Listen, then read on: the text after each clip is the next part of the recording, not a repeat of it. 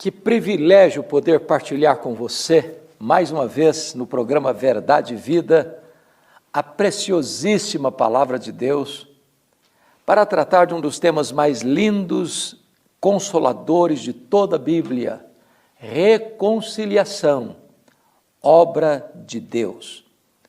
Vamos basear esta mensagem em 2 Coríntios 5, 18 a 21. Vamos ouvir a leitura desse texto.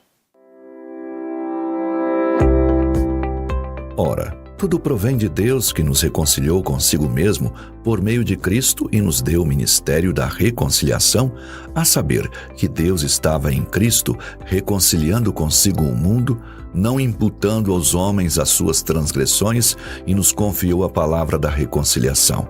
De sorte que somos embaixadores em nome de Cristo, como se Deus exortasse por nosso intermédio. Em nome de Cristo, pois, rogamos que vos reconcilieis com Deus.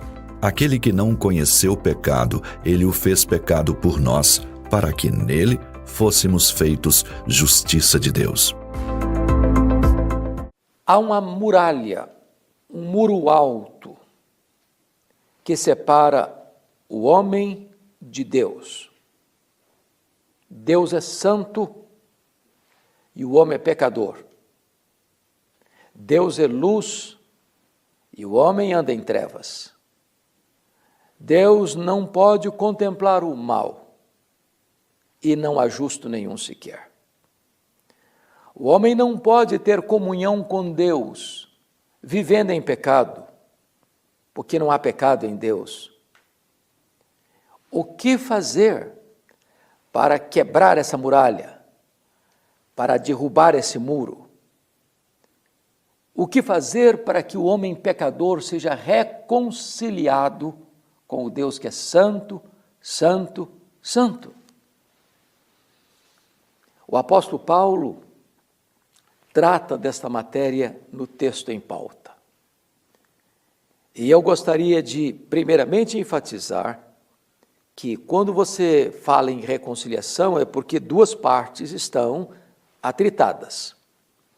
E na perspectiva humana, quem busca quem na reconciliação? Via de regra, é quem falhou, é quem errou, é quem transgrediu, que precisa reconhecer o seu erro e ir na direção da pessoa ofendida e pedir perdão. Então, o ofensor busca o ofendido para se reconciliar. Mas a Bíblia diz que, sendo nós os ofensores, sendo Deus o ofendido, é Deus quem toma a iniciativa de reconciliar-se conosco, de nos reconciliar com Ele, melhor dizendo. A reconciliação é uma obra de Deus. E Paulo aqui menciona 3 fatos gloriosos nesse processo da reconciliação. Primeiramente, ele diz: Deus estava em Cristo, reconciliando consigo o mundo, não imputando aos homens as suas transgressões.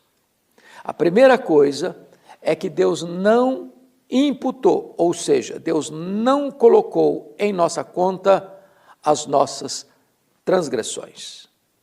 Elas são tantas, são tão variadas.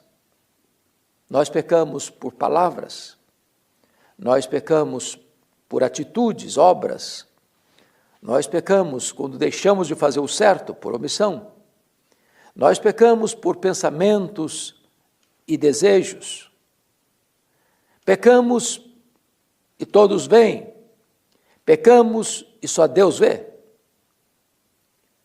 Não há quem não peque. Todos pecaram e destituídos estão da glória de Deus. Pecado é uma espécie de dívida. Por isso Jesus nos ensinou a orar: perdoa-nos as nossas dívidas. A nossa dívida com Deus é impagável. Jesus ilustrou o tamanho dessa dívida na parábola do credor incompassível e usou uma cifra de 10.000 talentos, 350 mil quilos de ouro. Dívida que um trabalhador comum precisaria trabalhar 150 mil anos para quitar. A nossa dívida com Deus é impagável. As nossas transgressões são muitas. E a Bíblia diz que Deus é santo. Ele expulsou um anjo de luz do céu por causa do orgulho, e ele não pode nos levar ao céu com a multiplicidade de transgressões que temos. Então, a primeira coisa que Deus fez é não colocar na nossa conta a nossa dívida, é não pôr sobre nós as nossas próprias transgressões. A segunda coisa que o texto nos mostra é que se Deus não pôs sobre nós a nossa dívida, não imputou a nós as nossas transgressões, colocou a nossa dívida sobre quem? Colocou as nossas transgressões sobre quem? E o texto diz, verso 21, aquele que não conheceu o pecado, Deus o fez pecado por nós. Isto é glorioso. Sabe o que aconteceu? Deus enviou Jesus, o seu Filho, ao mundo como nosso fiador, como nosso representante, como nosso substituto. Ele pegou a nossa dívida impagável e colocou na conta do seu Filho, a nossa dívida. Está escrito em Isaías 53, que Deus lançou sobre ele as nossas iniquidades. O apóstolo Pedro, capítulo 2, verso 24 da sua primeira carta, diz que Jesus foi carregando sobre o seu corpo, no madeiro, os nossos pecados. Paulo diz que ele foi feito pecado por nós. É nesse contexto que a Bíblia diz que não havia beleza nele. Alguns apressadamente, assodadamente, dizem que Jesus não era belo. Não é isso que a Bíblia diz, não. Ele era belíssimo, certamente. Mas quando a Bíblia diz que não havia formosura nele, é no sentido de que Deus havia lançado sobre ele, seu Filho, as nossas transgressões. Então, naquele momento, ele foi feito pecado. A maldição que estava sobre nós estava agora sobre ele. Naquela hora, ali na cruz, ele representava nós. Ele tomou sobre si as nossas iniquidades. É pelas suas pisaduras que nós somos sarados. O sol escondeu o rosto dele. O Pai o desamparou naquela cruz. A lei requereu a morte dele, porque o salário do pecado é a morte. O que ele fez com a nossa dívida? O que ele fez quando ele foi colocado naquela cruz e o nosso pecado sobre ele na cruz? Ele quitou a nossa dívida. Ele rasgou o escrito de dívida que era contra nós. Ele morreu a nossa morte. Ele deu um brado na cruz, está consumado, está pago. Não pagou a nossa dívida com ouro, com prata, mas com seu próprio sangue. De tal maneira que agora ele, morrendo em nosso lugar, em nosso favor, não morreu apenas para possibilitar a nossa salvação, ele morreu de fato para nos salvar. Ele comprou para Deus com o seu sangue aqueles que procedem de toda tribo, povo, língua, raça e nação. A sua morte foi vicária, foi substitutiva. Ele morreu pelos nossos pecados, segundo as Escrituras, e ressuscitou para a nossa justificação. Mas em terceiro lugar, Deus não apenas não imputou a nós as nossas transgressões, Deus não apenas fez com que as nossas transgressões fossem colocadas sobre Jesus, e Ele morreu pelos nossos pecados, Ele ressuscitou para a nossa justificação, mas agora a Bíblia diz que aquele que não conheceu o pecado, Deus o fez pecado por nós, para que nele nós fôssemos feitos justiça de Deus. E o que significa isso? Significa que agora a justiça perfeita, completa e cabal de Jesus é transferida para nós, é imputada a nós. É a justificação. Justificação não é um processo, é um ato legal, jurídico. Justificação não tem graus. Não existe uma pessoa mais justificada do que outra. Justificação não é algo que acontece dentro de nós, mas fora de nós. Justificação é uma declaração jurídica, forense de Deus, de que o justo morrendo pelo injusto, o justo morrendo pelo injusto, o injusto é declarado justo por causa da justiça do justo imputada a ele.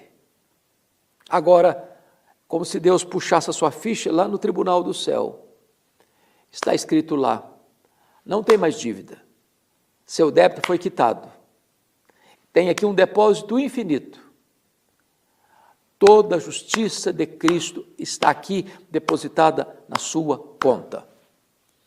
Paulo, entendendo isso, escreveu, já nenhuma condenação a mais para aqueles que estão em Cristo Jesus, nosso Senhor. O caminho da reconciliação está aberto. Jesus agora abriu um novo e vivo caminho para Deus.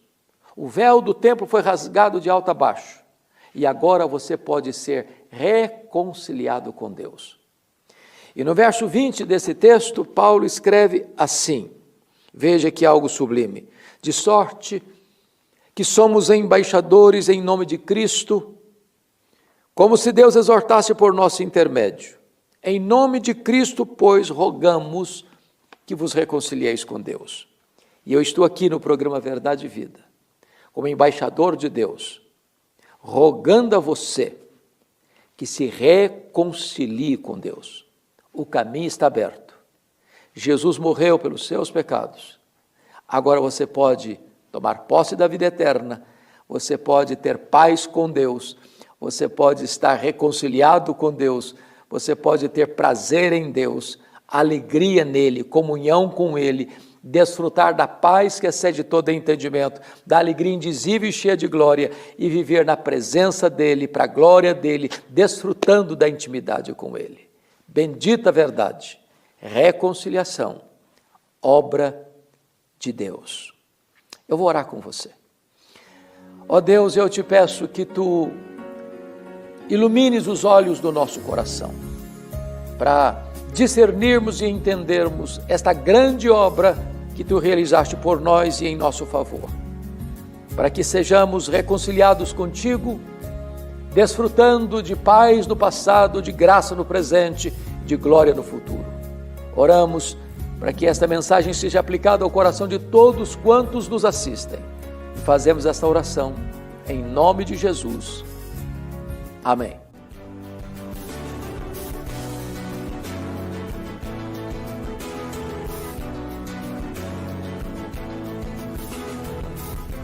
Palavra da Verdade, com Hernandes Dias Lopes.